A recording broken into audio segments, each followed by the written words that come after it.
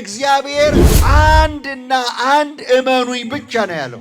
ወገን የእግዚአብሔር መልአክ በፊት እንዲጠብቅህ የመጀመሪያው እግዚአብሔርን መፍራት።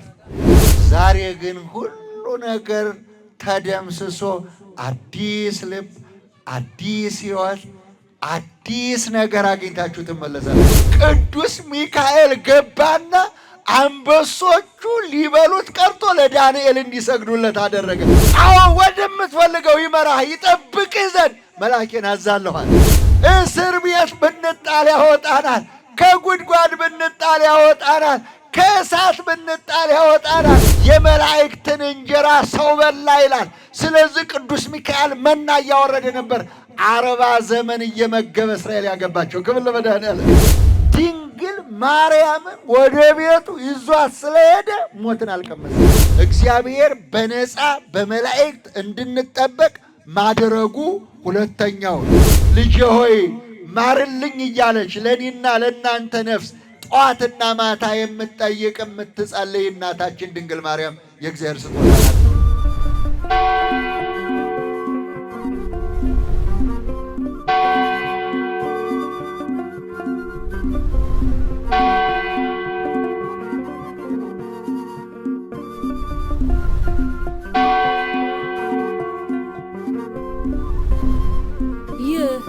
የእማማ ሚዲያ ነው። ራዕያችን የተዋህዶ ሃይማኖታችንን ማስፋፋት፣ ቤተ ክርስቲያናችንንም መጠበቅ።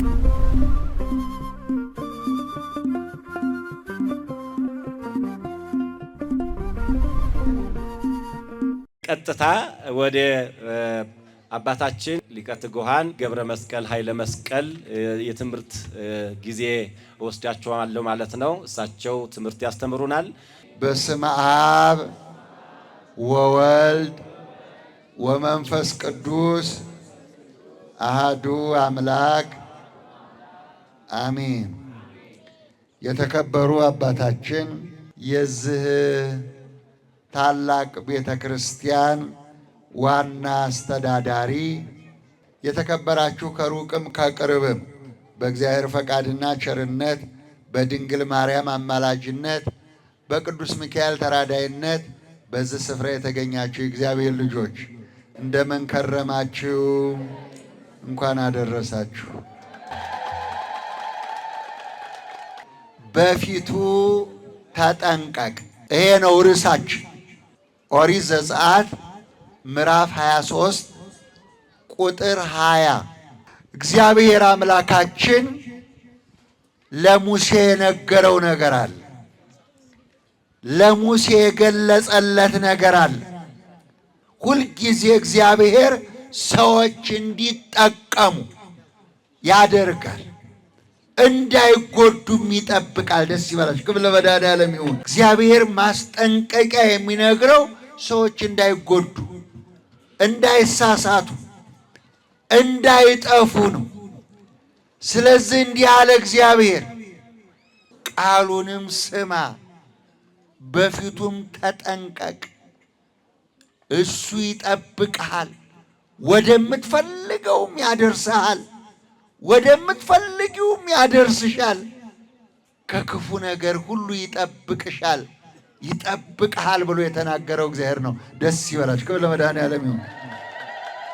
አዎ እንግዲህ እናቶቼ፣ አባቶቼ፣ እህቶቼ፣ ወንድሞቼ እግዚአብሔር 3 መልካም ነገር አድርጎልናል። የመጀመሪያው እግዚአብሔርን ተማምኗልና አድነዋለሁ ይላል። እግዚአብሔር አንድና አንድ እመኑኝ ብቻ ነው ያለው። እግዚአብሔር ብርሃን ነው። እግዚአብሔር መድኃኒት ነው። እግዚአብሔር ሕይወት ነው። እግዚአብሔር እስትንፋስ ነው። እግዚአብሔር ረቂቅ ነው።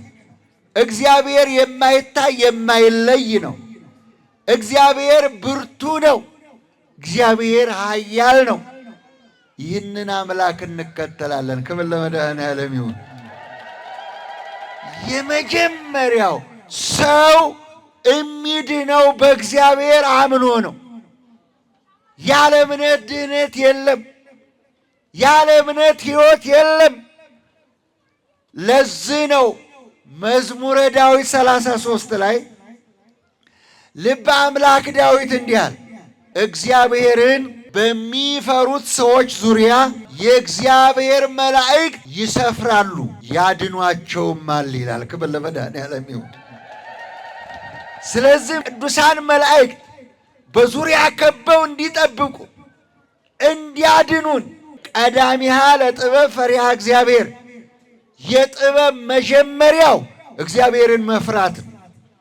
እግዚአብሔርን ለሚፈሩ ሰዎች ደግሞ ጠባቂ አላቸው። እግዚአብሔርን ለሚፈሩ ሰዎች ደግሞ አዳኝ አላቸው። እግዚአብሔርን ለሚፈሩ ሰዎች፣ ለእግዚአብሔር ለሚንቀጠቀጡ፣ ለሚሰግዱ፣ ለሚያከብሩት፣ ለአምላካቸው ለሚገዙ ሰዎች ጠባቂ አላቸው። ደስ ይበላቸው። ክብር ለመድኃኔዓለም ይሁን። ጠባቂ አላቸው። ለዚህ ነው ይጠብቅህ ዘንድ ወደ አንተ እልካለኋል። ወደ አንተ እልካለሁ፣ መልአኬን እልካለሁ፣ በሌሊትም በቀንም። አዎ አትፈራም፣ አትጨነቅም። ወገን የእግዚአብሔር መልአክ በፊትህ እንዲጠብቅህ የመጀመሪያው እግዚአብሔርን መፍራት፣ እግዚአብሔርን ማመን ነው። ከምንም በላይ እግዚአብሔር ሕይወትን ይሰጣል፣ ጤና ይሰጣል፣ ሰላም ይሰጣል፣ ይመግባል፣ ያለብሳል። ጥንቁቅ እረኛ ነው። ደስ ይበላችሁ። ክብር ለመድኃኔዓለም ይሁን። አዎ መልካም እረኛ ለበጎቹ ነፍሱን አሳልፎ ይሰጣል ይላል። የእኛ ጌታ የድንግል ማርያም ልጅ ኢየሱስ ክርስቶስ ለእኔና ለእናንተ በመስቀል ላይ 9 ሰዓት ነፍሱን አሳልፎ ሰጠ። ደስ ይበላችሁ። ክብር ለመድኃኔዓለም። መልካም እረኛ ለበጎቹ ነፍሱን አሳልፎ ይሰጣል። አዎ ምንደኛ የሆነ፣ አዎ ለበጎቹ የማይራራ፣ አዎ ጨካኝ ለተኩላ አሳልፎ ይሰጣል ይላል። እናም እናቶች፣ አባቶች፣ እህቶች፣ ወንድሞች፣ ስለዚህ እኛ መልካም እረኛ አለን። የእኛ እረኛ አያንቀላፋም። የእኛ ጌታ እሱ ነው። እሱን ማመን ነው። እግዚአብሔር ሙሉ በኩለሄ ነው። እግዚአብሔር የሌለበት የለም። እግዚአብሔር ሁሉም ቦታ ያያል። እግዚአብሔር ሁሉንም ይሰማል። ስለዚህም እግዚአብሔር አምላካችን እኛን ይጠብቀን ዘንድ፣ እኛ የእሱ ገንዘብ እንሆን ዘንድ አምላካችን እሱ ብቻ ሆነ። ሌላ አምላክ ስለሌለን ማለት ነው። እኛ ልናምነው እሱም ሊታመን ቃል ገብቶልናል። ደስ ይበላችሁ። ክብር ለመድኃኔዓለም ይሁን። እሱም ሊታመን እኛም ልናምነው ቃል ተግባብተናል። ይሄ ሸክላ የማገንዘብ ነው የእግዚአብሔር። ስለዚህ ያንን የሰራውን ማፍረስ የሚችለውን፣ ማዳን የሚችለውን፣ መኮነን የሚችለውን፣ ማጽደቅ የሚችለውን እግዚአብሔርን ማመን በቃ። ሌላ ጌታ የለም። ስለዚህም እሱ ታማኝ ነው። ሰው ስንት ጊዜ ተለዋውጦ ይሆናል። ዓለም ከተፈጠረ ግን አንድ ቀን እግዚአብሔር ስራውን አቋርጦ ያቅም። ደስ ይበላችሁ።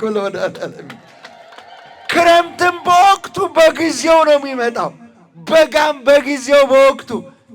አዎ በልጉ በወቅቱ፣ መክሩ በወቅቱ፣ ሰውም በወቅቱ፣ የሚሞተው በወቅቱ ነው፣ የሚወለደው በወቅቱ ነው። ሁሉ እግዚአብሔር ይውላችሁ። ስራው 1 ደቂቃ አልተቋረጠም፣ 1 ሰከንድ አልተቋረጠም። ስራውን እየሰራ ነው። ልበ አምላክ ዳዊት እንዲህ አለ፣ ነፍሴ ሆይ ወደ እረፍትሽ ተመለሽ፣ እግዚአብሔር በሉ መልካም አድርጎልሻልና። ክብር ለመድኃኔዓለም ይሁን። ይሄ ነው መልካምነቱ። እግዚአብሔር እመኑኝ እኔ መልካም አደርግላችኋለሁ ያለ እሱ ነው። ነፍሳችን ይኸው ወደ እረፍትሽ ተመለሽ፣ ከመውጣት ከመውረድ ከድካም ከኃጢአት ወደ እረፍትሽ ወደ መንግሥተ ሰማያት ተመለሽ። ለምን? እግዚአብሔር ለንስሐ አዘጋጅቶሻል። እግዚአብሔር ለእምነት አዘጋጅቶሻል። እግዚአብሔር መልካም አድርጎልሻል። እግዚአብሔር አብርቶልሻል፣ ከጨለማ አውጥቶሻል። ስለዚህ እንኳን ደስ አለሽ፣ እግዚአብሔር መልካም አድርጎልሻል። ክብር ለመድኃኔዓለም ይሁን። መልካም አድርጎልሻል። አሁን ይህ ሁሉ ሰው ማን የጠራው? እግዚአብሔር ጠራችሁ። ክብር ለመድኃኔዓለም ይሁን። መልካም አደረገላችሁ። ወደ ቤተ ክርስቲያን እንድትመጡ፣ ንስሐ እንድትገቡ፣ መልካም ሥራ እንድትሰሩ፣ በገንዘባችሁ፣ በጉልበታችሁ፣ በእውቀታችሁ መልካም ነገር እንድታደርጉ እግዚአብሔር ፈቀደላችሁ። መልካም የተደረገላት ነፍስ ናት እዚህ ያለችው። በእግዚአብሔር ቤት ናችሁ። እንኳን ደስ አላችሁ። ክብር ለመድኃኔዓለም። መልካም ነገር ይሄ ነው ወገን።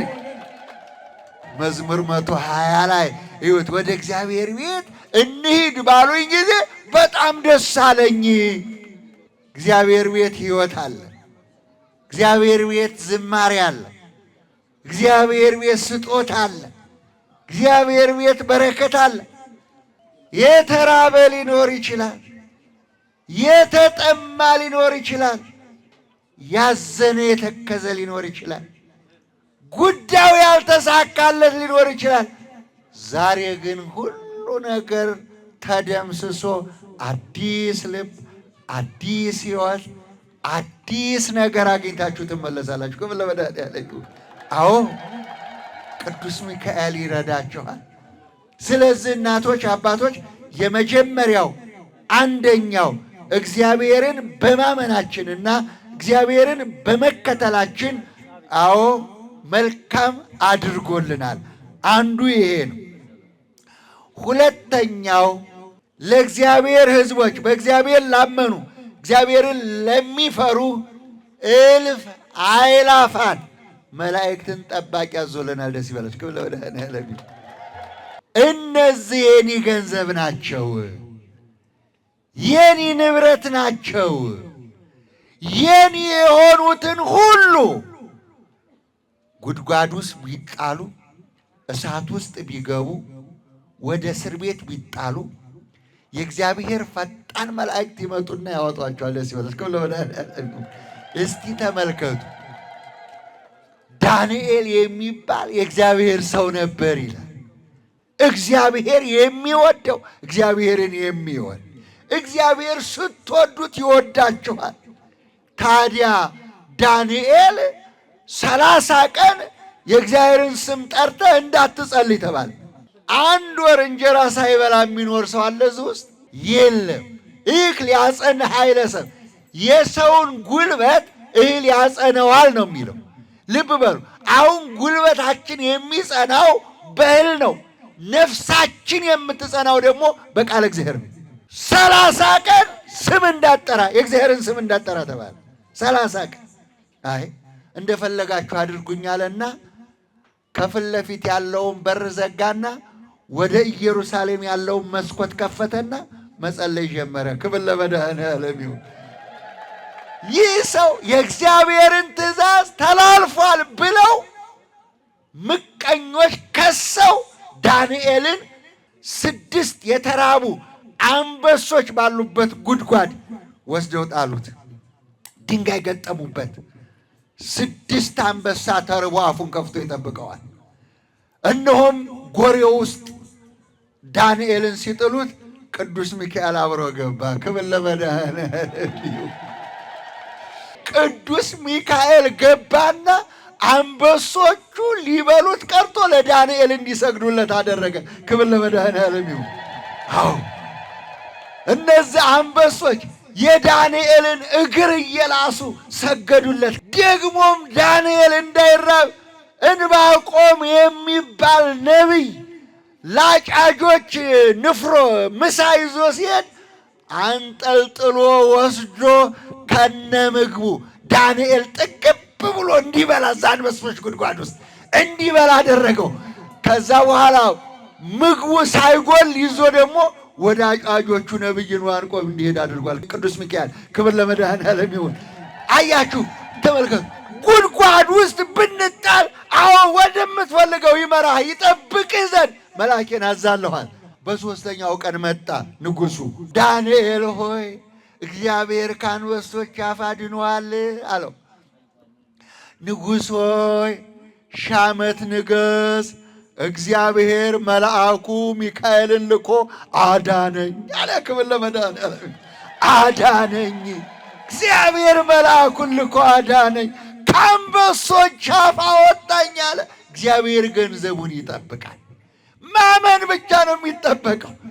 ከዛስ ደግሞ አናንያ፣ አዛርያ፣ ሚሳኤል የሚባሉ 3 ወጣቶች ለጣዖት አንሰግድም አሉ።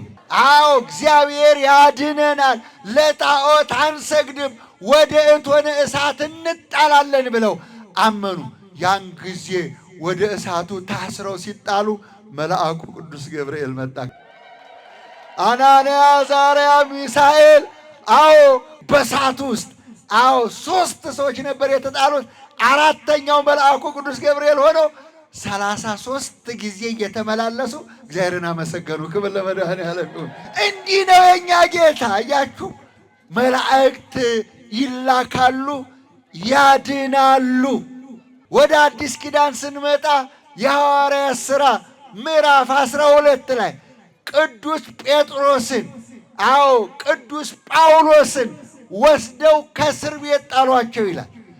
3 በር ነበረው። 1ኛ በር፣ 2ኛ በር፣ 3ኛ በር የሚባል እዛ እስር ቤት አግብተው 3ቱንም በር ዘግተው ሄዱ። ሌሊት መጣ መልአኩ ቅዱስ ሚካኤል። ደስ ይበላል። ክብር ለመድኃኔዓለም። በሌሊት መጣ ቅዱስ ሚካኤል፣ 3ቱንም በር ከፈተው፣ ወደ ጴጥሮስም ገባ። ጴጥሮስ ተነስ፣ ወገብህን ታጠቅ፣ ተከተለኝ ብሎ ይዞት ወጣ። ክብር ለመድኃኔዓለም ይሁን።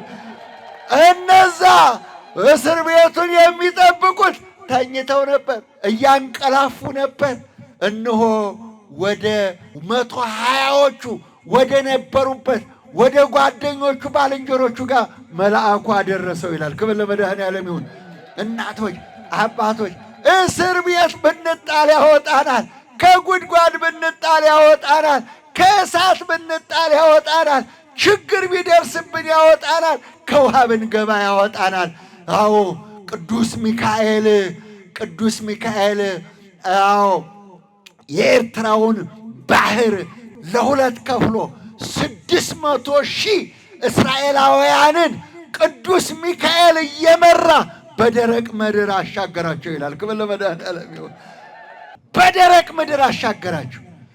ከዛስ ከተሻገሩ በኋላ በኢትዮጵያ ዞረው እስራኤል እስኪገቡ ድረስ 40 ዘመን ቅዱስ ሚካኤል መና ወረደላቸው፣ ምግባቸውን አወረደላቸው። ክብር ለመድኃኔዓለም። አላጨዱም፣ አልነገዱ፣ አልቆፈሩም። መና ከሰማይ የመላእክትን እንጀራ ሰው በላ ይላል። ስለዚህ ቅዱስ ሚካኤል መና እያወረደ ነበር። 40 ዘመን እየመገበ እስራኤል ያገባቸው። ክብር ለመድኃኔዓለም ይሁን። እስኪ ተመልከቱ። እግዚአብሔር እንዲህ ነው ወገኔ። በእግዚአብሔር ዘንድ ረሃብ የለም፣ በእግዚአብሔር ዘንድ ጦርነት የለም፣ በእግዚአብሔር ዘንድ መራቆት የለም፣ በእግዚአብሔር ዘንድ ችግር የለም። ችግሩን ያመጣ ነው እኛ ነን። መከራውን ያበዛ ነው እኛ ነን ወገኖቼ። ስለዚህ ስተኛም ስትነሳም፣ ስተኝም ስትነሽም፣ ስትሄድም ስትመጣም፣ ስትሄጅም ስትመጭም ጠባቂ መልአክ እግዚአብሔር አዟል። ደስ ይበላችሁ። ክብር ለመድኃኔዓለም ይሁን። ይህ ደግሞ የመላእክት ሁሉ አለቃ የ99 ነገደ መላእክት አለቃ ነው ቅዱስ ሚካኤል። ደስ ይበላችሁ። ክብር ለመድኃኔዓለም። ትንቢተ ዳንኤል ምዕራፍ 10-13 ላይ ማንበብ ትችላላችሁ። የመላእክት ሁሉ አለቃ ሚካኤል ሊረዳ ይመጣ ይላል። ክብር ለመድኃኔዓለም ይሁን። የመላእክት ሁሉ አለቃ ቅዱስ ሚካኤል ነው። ደግሞ ምክትሉ ቅዱስ ገብርኤል ነው። ደግሞ ለሴቶች የተሾመው ቅዱስ ሩፋኤል ነው። ደስ ይበላችሁ። ክብር ለመድኃኔዓለም ይሁን።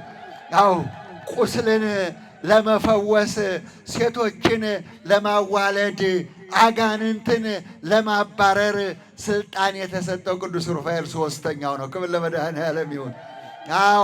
4ኛው የአጋንንት ጸር ሆኖ የተሾመው ቅዱስ ፋኑኤል ነው። ደስ ይበላችሁ። ክብር ለመድኃኔዓለም ይሁን። ስለዚህ እንደዚህ እያለ 7ቱ ሊቃነ መላእክት ይባላሉ። 7 አለቆች አሉ። ከዛስ በኋላ እልፍ አእላፋት ይባላሉ መላእክት። ልብ በሉ የኔና የእናንተ ጠባቂ አይተኛም አያንቀላፋም። ደስ ይበላችሁ። ክብር ለመድኃኔዓለም ይሁን። ከክፉ ነገር ለመጠበቅ የኛ ጌታ አያንቀላፋም። እግዚአብሔር በነፃ በመላእክት እንድንጠበቅ ማድረጉ ሁለተኛው ነው። ሶስተኛውና የመጨረሻው ደግሞ ርኅሩኅ እናት መስጠት ነው። ማርያም ማለት የእግዚአብሔር ስጦታ ማለት ነው። ደስ ይበላችሁ። ክብር ለመድኃኔዓለም። ትርጉሙ የእግዚአብሔር ስጦታ ማለት ነው። ሶስተኛው እናት ተሰጥቶናል። እንባ የምታብስ እናት፣ ርኅሩኅ የሆነች እናት፣ ማሰሮው ሲጎል የምትሞላ እናት። እስቲ ተመልከቱ በዮሐንስ ወንጌል ምዕራፍ 2 ቁጥር 1 ጀምረን ስንመለከት እነሆ ጌታ ሲያስተምር 5 ገበያ ያክል ሕዝብ ይከተለው ነበር ይላል። ያ ሁሉ ጌታን የሚከተለው ሕዝብ በሰርግ ቤት ተከትሎ ሲገባ ድንግል እናቱና ቅዱሳን ሐዋርያት ከእሱ ጋር ነበሩ። የተጠመቀው የተዘጋጀው መጠጥ አለቀ። ስለዚህ እናታችን ችግሩን አውቃለች፣ ገብቷታል። ብድግ አለችና ልጅ ሆይ እነኚህ ሰዎች ወይን ጠጅ የላቸውም፣ ስራህን ስራ፣ የምታደርገውን አድርግላቸው አለች። አሁን ይህን ጊዜ ልጇን ጠየቀች። ከዛ በኋላ ለእኔና ለእናንተ ደግሞ እንዲህ አለች፣ የሚላችሁን አድርጉ አለች። ምን የሚለንን ብናደርግ በቃ እኮ ሁሉ ይሆንልናል። ገብቷችኋል? ከዛ በኋላ መጣና ጋኖቹን ውሃ ሙሉ አለ ጌታ ኢየሱስ ክርስቶስ። ክብር ለመድኃኔዓለም ይሁን። 6 ጋኖች ነበሩ። ውሃ ቀድተው ሞሏቸው። 15 እንስራ ውሃ ሞሏቸው። ከዛ በኋላ መጣና እፍ ሲለው ወይን ጠጅ ሆነ። ክብር ለመድኃኔዓለም ይሁን። በማን ጥያቄ? መሐር ወልዴ ወትዘከር ኪዳኔ፣ ልጄ ሆይ ማርልኝ እያለች ለእኔና ለእናንተ ነፍስ ጠዋትና ማታ የምትጠይቅ የምትጸልይ እናታችን ድንግል ማርያም የእግዚአብሔር ስጦታ ናት። ደስ ይበላችሁ። ክብር ለመድኃኔዓለም። መልካም ነገር እሱ መሪ ለመንግሥተ ሰማያት፣ የመንግሥተ ሰማያት መሰላል ናት። ያዕቆብ ያያት ኦሪት ዘፍጥረት ምዕራፍ 28 ቁጥር 10 ከምድር እስከ ሰማይ የደረሰው መሰላል የድንግል ማርያም አማላጅነት ነው። ደስ ይበላችሁ። ክብር ለመድኃኔዓለም ይሁን። የእሱ አማላጅነት። ስለዚህ እናቱን ሰጠን። ከዚህ በላይ ምን ስጦታ አለ? ንገሩኝ እስቲ። ዮሐንስ ወንጌል ምዕራፍ 19 ቁጥር 25 እነኋት እናታችሁ በሉ እስቲ። እነሆ ልጅሽ በሉ እስቲ። ዮሐንስ ወልደ ነጎድጓድ እኛን ወክሎ ልጅ ሆነ። ደስ ይበላችሁ። ለመድኃኔዓለም እነዚሁ ጨረቃዎቹ እነዚሁና ተብለን እኔና እናንተ ለድንግል ማርያም ተሰጠን። የሰጠ ጌታ ኢየሱስ ክርስቶስ ነው። እነኋት እናታችሁ ያለ ደግሞ በመስቀል ላይ ሆኖ ጌታ ኢየሱስ ክርስቶስ ነው። በወንጌል እነኋት እናታችሁ። ዮሐንስ ወልደ ነጎድጓድ እናቱን ተቀብሎ ወደ ቤቱ ይዟት ሄደ ይላል። 70 ዓመት አልቅሶ እመቤታችንን ስለተሰጠው አረጋ አልተገኘም ይላል። ክብር ለመድኃኔዓለም። ሞትን አልቀመሰም። ደስ ይበላችሁ። ክብር ለመድኃኔዓለም። ድንግል ማርያምን ወደ ቤቱ ይዟት ስለሄደ ሞትን አልቀመሰም። እስካሁን አርጎ ተሰውሮ አለ። ደስ ይበላችሁ። ክብር ለመድኃኔዓለም ይሁን። እግዚአብሔር እንዲህ ነው። ስለዚህ ድንግል ማርያምን ሰጠንማ እግዚአብሔር፣ የእግዚአብሔር ስጦታ። መላእክትን ሰጠን። በፊቱ ተጠንቀቅ፣ ቃሉንም ስማ፣ ኃጢአት ብትሰራ ይቅር አይልህም ይላል። ዘካርያስ እኔ ይህን የምሥራች እነግርህ ዘንድ ከእግዚአብሔር ተልኬ መጥቻለሁ። እኔ በእግዚአብሔር ፊት የምቆመው ገብርኤል ነኝ። ስለተጠራጠርክ ልጁ እስኪወለድ ድረስ ዲዳ ትሆናለህ። አንደበቱን እስር አድርጎ በፊቱ ተጠንቀቅ፣ እንዳያስርህ እንዳይዘጋ። በፊቱ ተጠንቀቅ፣ እንዳይበላሽብህ ራእይህ፣ መንገድህ እንዳይበላሽ በፊቱ ተጠንቀቅ። ቅዱስ ሚካኤል ከረዳ ትሄዳለህ፣ ታልፋለህ። ቅዱስ ሚካኤል ከረዳችሁ ራያችሁ ይሳካል፣ ዓላማችሁ ይሳካል። እግዚአብሔር ይርዳን፣ እግዚአብሔር ይርዳችሁ። ከኃጢአት ነፃ ሆነን ንስሐ ገብተን ሥጋውን በልተን ደሙን ጠጥተን የዘላለም ሕይወት እንድናገኝ የአምላካችን ቅዱስ ፈቃዱ ይሁን። ላስተማረን፣ ለመከረን፣ ለገሰጸን ለልዑል አምላካችን ክብር ምስጋና ይድረሰው። በእውነት መምህራችን ሊቀ ትጉሃን መምህር ገብረ መስቀል ኃይለ መስቀል ቃለ ሕይወትን ያሰማልን፣ የአገልግሎት ዘመናቸውን ሁሉ ይባርክልን።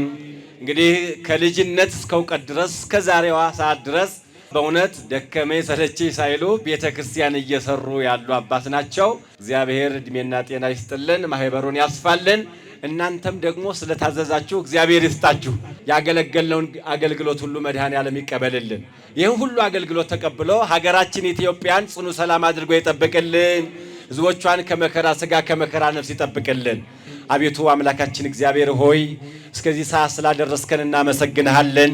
ቀሪ ሰዓታችንን ባርከ ቀድሰህ በሰላም እንድታቆየን እስካሁን ድረስ ስላቆየህን እያመሰገን የሞቱትን እንድትምርልን እንድታጸድቅልን እኛን ደግሞ በሕይወት እንድትጠብቀን ከመላኩ ከቅዱስ ሚካኤል ረድኤት በረከት ከጻድቁ ከአባታችን ከአቡነ ሀብተ ማርያም ጸጋና በረከት ከሰማይቱ ከቅዱስ ጊዮርጊስ ረድኤት ከእናታችን ከድንግል ማርያም አማላጅነት ሁላችንም እንድትሰጠን እንድታድለን የተወደደውን ስምህን በልጅነት መንፈስ ቆመን እንዲህ በማለት እንጠራሃለን። አባታችን ሆይ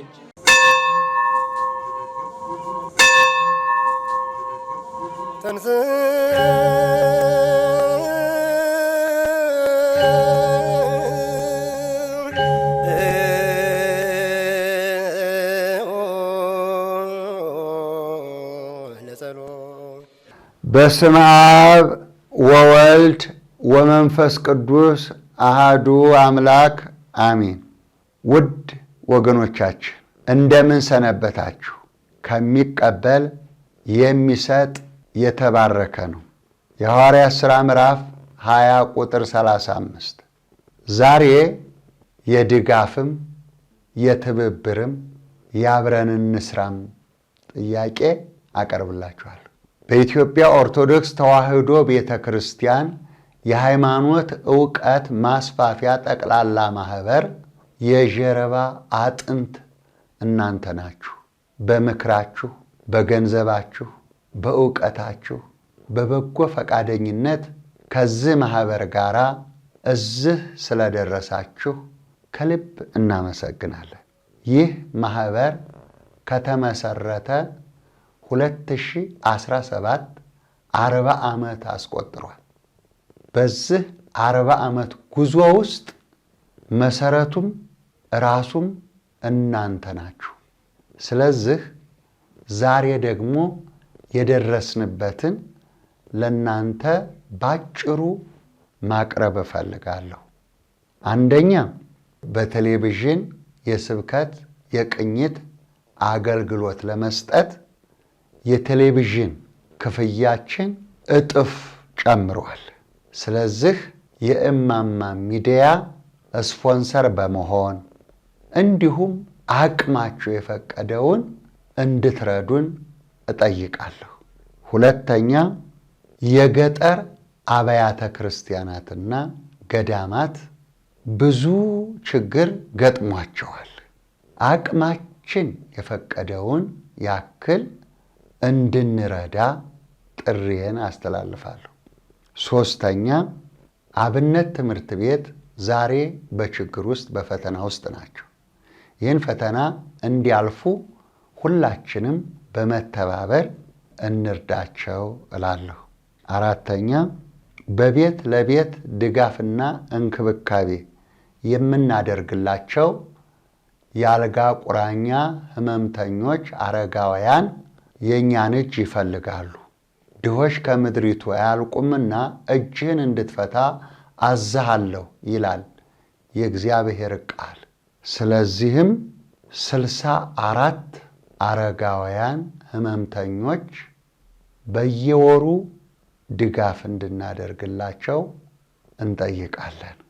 5 የድሃ ድሃ ተብለው በዝቅተኛ ኑሮ ውስጥ ለሚገኙ ወገኖቻችን አቅም በፈቀደ የዕለት ጉርስ የዓመት ልብስ እንደግፋቸው እንላለን። 6ኛ ተምረው ስራ ያላገኙ የራሳቸውን የሥራ ፈጠራ እንዲያጎለብቱ ሙያ አሰልጥነን እናቋቁማቸው። 7ኛ በድንገተኛ አደጋ በችግር ውስጥና በመከራ ውስጥ ላሉ፣ በሕመም ውስጥ ላሉ በጊዜያዊ እርዳታ አቅም በፈቀደው በማጽናናት በማበረታታት እንድንደርስላቸው ጥሪዬን አስተላልፋለሁ። ውድ ወገኖቻችን በኢትዮጵያ ኦርቶዶክስ ተዋሕዶ ቤተ ክርስቲያን የሃይማኖት ዕውቀት ማስፋፊያ ማህበር እነዚህንና ሌሎችን በርካታ ፕሮጀክቶችን እያከናወነ ይገኛል። ስለዚህ የእናንተን ድጋፍ የእናንተን እርዳታ በዚህ በባንክ ሂሳባችን ቁጥር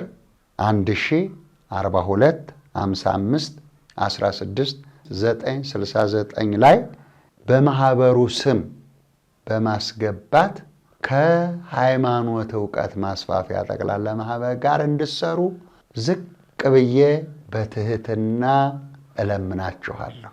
ስለ ትብብራችሁ ከልብ አመሰግናለሁ። እግዚአብሔር ይመስገን፣ እግዚአብሔር ይመስገን።